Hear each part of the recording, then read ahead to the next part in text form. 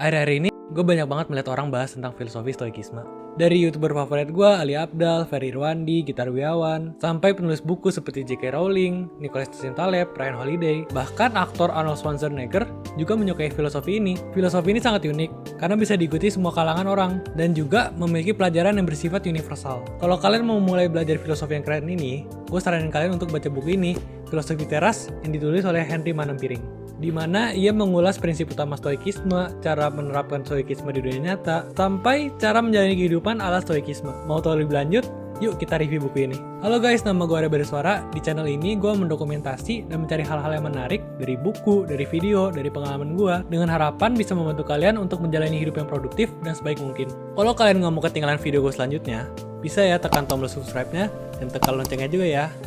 Thank you. Nah sebelum gue mulai, gue mau ngasih tahu nih, kalau misalkan link download book notes udah gue taruh di deskripsi ya.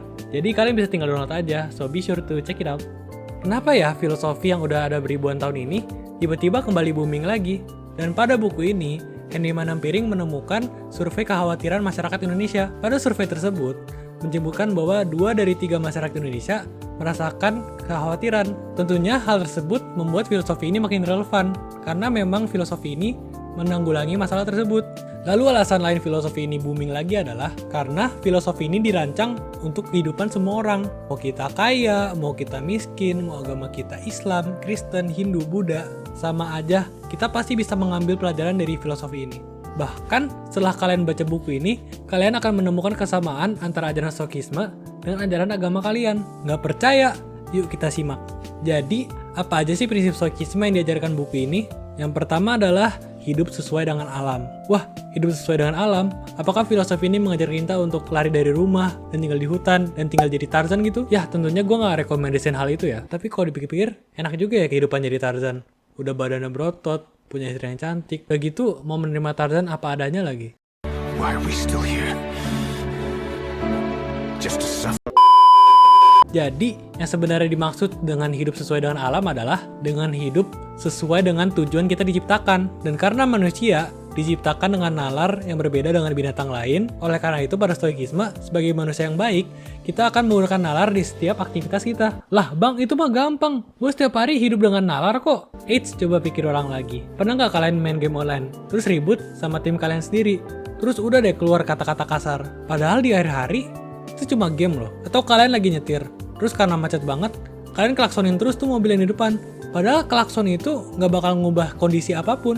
Nah, dalam stoikisme, kalau kita lagi melakukan hal-hal tersebut, berarti kita lagi nggak nggunain nalar kita, dan lagi menggunakan hawa nafsu kita aja. Dan tentunya, aktivitas tersebut berarti kita lagi melawan alam nih. Jadi, coba lihat aktivitas sehari-hari kita, dan tanya ke diri lo sendiri, apakah aktivitas ini sesuai dengan nalar gue nggak ya? Selanjutnya adalah ada hal yang bisa kita kendalikan dan ada hal yang tidak bisa kita kendalikan. Ini adalah inti dari segala pengajaran stoikisme. Kalau ada satu hal yang harus kalian ingat pada video ini, ingatlah satu pelajaran ini. Hampir semua dari kalian pasti udah pernah dengar kan pepatah ini? Namun, ini nggak sesimpel yang kita kira loh. Kalau ditanya, menurut kalian kesehatan, kekayaan, dan ketenaran itu suatu hal yang bisa kita kendalikan nggak? Mungkin beberapa dari kalian akan berpendapat, oh tentu bisa bang, kalau gue kerja keras tiap hari, pasti gue bisa sukses kan dan kaya.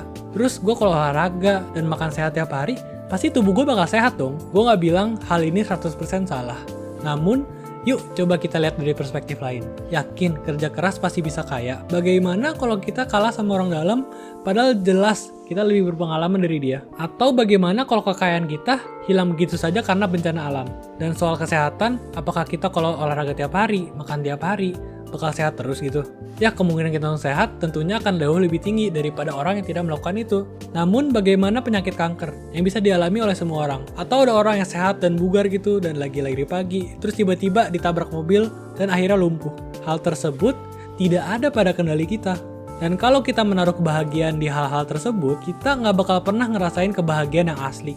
Karena ya hal itu bisa hilang begitu saja gitu di luar kendali kita. Dan saat hal itu hilang, kebahagiaan kita juga hilang. Jadi, menurut stoikisme, gimana sih cara membuat hidup itu bahagia? Yah, melalui virtue atau kebijaksanaan. Contohnya seperti bagaimana respons kita, bagaimana tindakan kita, bagaimana pikiran kita, apakah sudah sesuai dengan alam atau nalar kita. Hal tersebut membentuk yang namanya kebijaksanaan di stoikisme. Pada kehidupan, kita akan selalu menemukan yang namanya masalah. Namun sebagai seorang stoa, kita melihat hal tersebut sebagai bagian dari kebahagiaan jika kita tetap bijaksana dan hidup sesuai dengan alam tentunya. Selanjutnya, masalah kita nggak seburuk yang kita pikirkan. Atau Gus Dur, mantan Presiden Republik Indonesia, akan mengatakan, gitu aja kok repot. Kalau kita melihat masalah kita sebagai individu, ya mungkin akan terlihat berat banget ya. Dari masalah skripsi, dari kita ditinggalin pacar kita pas lagi sayang-sayangnya, atau kita ditinggalkan oleh orang yang kita sayangi. Tapi coba deh teman-teman, melihat dunia ini secara lebih luas lagi. Coba jawab beberapa pertanyaan ini. Apakah masalah yang kita miliki bakal mempengaruhi lingkungan kota kita? Jika jawabannya adalah iya, gue mau tanya lagi. Apakah masalah kita bakal mempengaruhi lingkungan negara kita? Kalau jawabannya adalah iya, oh berarti Anda adalah orang yang sangat berpengaruh ya.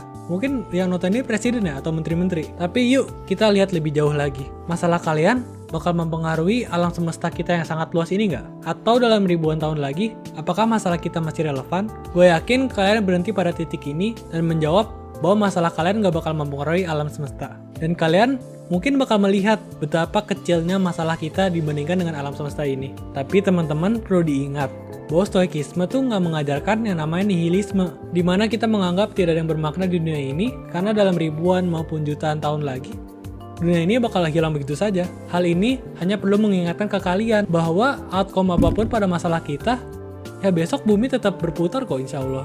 Besok dunia juga ya sama-sama aja.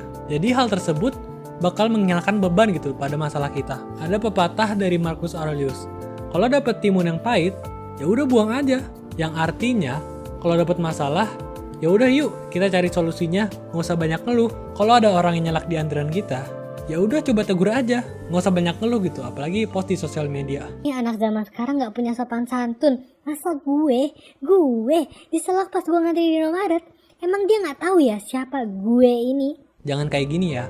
Coba kita lihat dari perspektif lain. Ya mungkin bisa jadi dia nggak sadar kalau dia nyelak kita. Atau dia ada gangguan gitu di mata mereka. Kalau kita tegur mereka tapi mereka malah nyolot, ya udah balik ke prinsip tadi. Kalau ada timun yang pahit, ya udah buang aja. Selanjutnya, cara menghadapi orang nyebelin. Ada quotes dari buku ini yang menyatakan bahwa mengharapkan orang jahat untuk tidak menyakiti orang lain adalah suatu yang gila.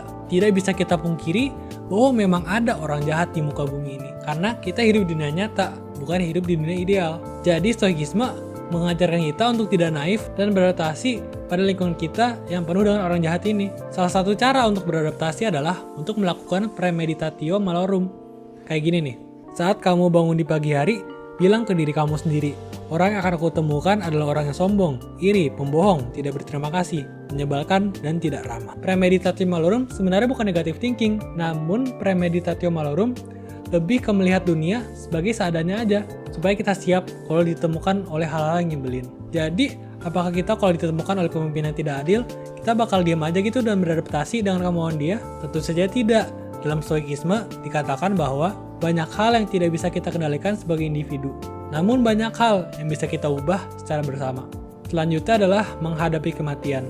Banyak orang yang menghindari topik ini, termasuk gua, karena emang nggak nyaman gitu untuk mengingat kematian. Namun pada stoikisme, kematian dilihat sebagai sesuatu yang indah, bukan sesuatu yang ditakutkan. Karena balik lagi pada konsep hidup sesuai dengan alam. Dan tentunya, kematian adalah sesuatu yang sangat alami. Ada suatu pepatah pada stoikisme yang menyebutkan bahwa yang penting bukan hidup yang panjang, tapi kualitas dari hidup kita.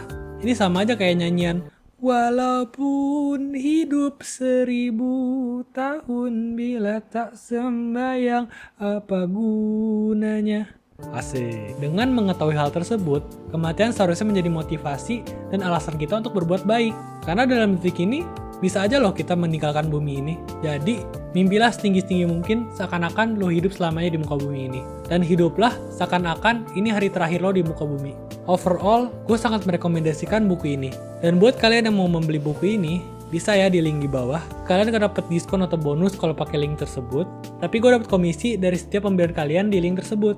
Jadi kalau mau support channel gue, bisa banget nih guys. And that's it from me. Have a great day.